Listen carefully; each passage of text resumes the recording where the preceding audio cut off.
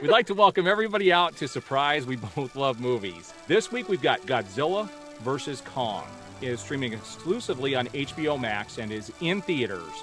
This movie stars Millie Bobby Brown, Alexander Skarsgård, and both Godzilla and King Kong. This movie has been highly anticipated and it's breaking records both on streaming and actually at theaters. It is the biggest movie since the pandemic on both fronts, which is very interesting. If you're a fan of the three that came before, I think you're going to enjoy this film. There are now 4 films in this series, and I think this one is going to rank up there as probably number 2 for me. We're going to talk about this film, and it basically stars humans that have no relevance to the movie, really. They're kind of in this situation where they need to get to the center of the earth to get this power, and they use Kong to lead them there. But at the same time, you've got Godzilla, who recognizes that Kong is out of his confinement and wants to destroy him, to be the king of the monsters. That's kind of the basic storyline here. So, Lamont, let's have you give us your thoughts on this movie. Well, you know how when you go out to eat sometimes, you have a really special place that's really highly regarded and everybody loves to go there. And then, people talk it up and you're like, oh, I don't know. It sounds so good. I don't know. I want to try it, but it's expensive. Well, this is not this movie. That is not this movie. This is more of a Chili's experience is what I would say. You already know you're going to go get something. It's going to be pretty good. It's not going to be great. You're not going to be taking pictures, putting it on Yelp or putting it on Facebook or anything like that. But you're going to get a solid meal and you're going to have a good time. That's basically how it's described Godzilla versus Kong. If you haven't seen any of the movies like I haven't, you just kind of go into this movie and say, hey, it is what it is. It's an all right movie. The acting is sufficient. There's a little bit of comedy, not great, but it's okay. And King Kong and Godzilla don't disappoint. The things that they've done to upgrade the characters and the CGI is phenomenal. The cityscapes and the destruction of Hong Kong and other locations is phenomenal. Some of the best computer-generated special effects I've ever seen.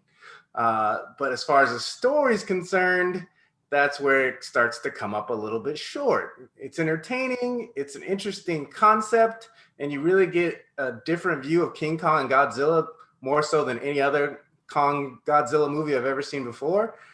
But it really gets lost in the direction and the landscapes and the settings of the movie. What did you kind of think, Aaron, about what I'm saying? You think that's pretty accurate or what? I would say to a degree. Here's what I said as soon as I got done with the movie. This movie was a mix of Journey to the Center of the Earth, Pacific Rim, Transformers, and some random sci-fi movie all mixed in with King Kong and Godzilla sprinkled in. The one thing I don't agree with what you said is the acting was terrible. I'm sorry. The acting by everybody, especially Alexander Skarsgård. Like I was just about, it was bad. It was really bad. And the story for me was preposterous. At the beginning, they just start making all these assumptions that, if King Kong's out, Godzilla's going to come. Right. King Kong will lead us to the center of the earth. Like they get to all these, they make these judgments and they come to these conclusions and you're like, what? Where, how? Now, I didn't see the other previous movies. I figured maybe that was part of the experience that I was missing. No. Is that not true? You actually do not need to see any of the other movies to enjoy this one. Would I recommend watching the other ones? Yes, because a lot of the characters in this movie do come from some of the other previous films. Okay. So it does bleed over, and some of the history does, and it's been a while since I've seen the other ones. So the one thing I got to go back and watch is if they do mention that if Kong gets out, if Godzilla is going to come. I don't know if that's a thing or not, but they were coming to all these conclusions where I kept looking at my wife going, what? What? And the end with Kong and Godzilla, like there is a scene that is directly ripped out of one of the Transformers movies, like almost shot for shot. And the final duel is, I can't remember if it was Transformers 3 or 4. I don't remember which one it was, but I was kind of disappointed in that regard that they didn't make it its own thing. So I enjoyed the movie. I just thought it was ridiculous. My favorite movie in the series is definitely Kong Skull Island. I enjoyed that movie quite a bit. The other two Godzilla movies, there wasn't enough Godzilla in either one for me to really walk away saying that was amazing. It was more about the humans a lot of the time as well. This story was just over the top ridiculous with the futuristic stuff that they had, which they didn't have in the other movies. I'm sitting there watching going, where did they get this technology? Like, how does this exist? Right. Way above Tesla. Okay. Right, Like, right. this is way out there type of stuff. This is a sci-fi movie from beginning to end.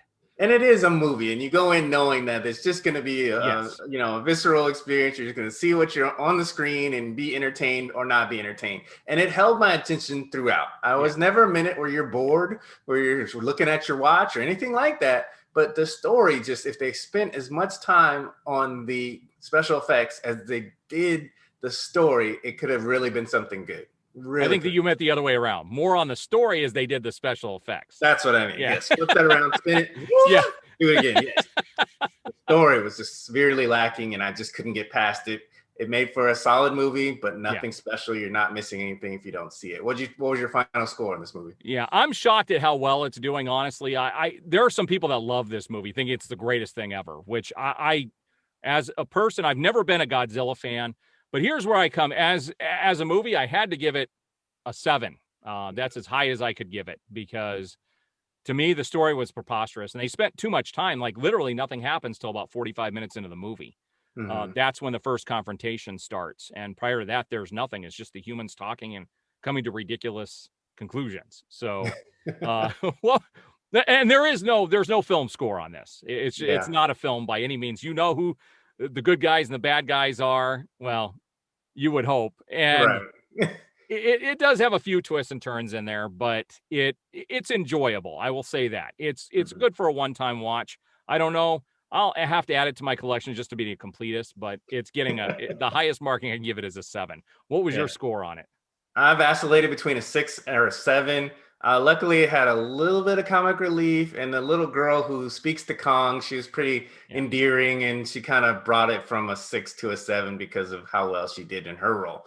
That was her. That little girl acted her butt off. She did a really good job, and she really sold that she was the only one that could communicate with Kong. So it gets a 7 as a movie for me.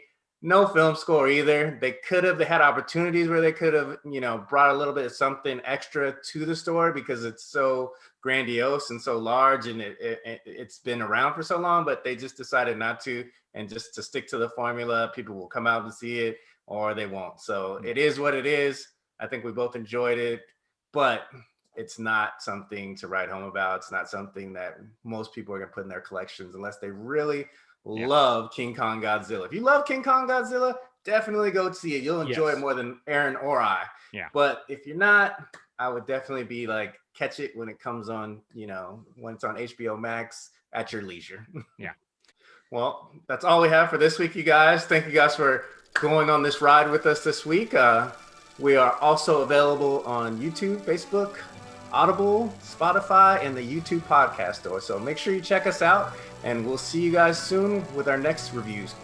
I'm Lamont Lovejoy. I'm Aaron Fisher. And we'll see you guys next time.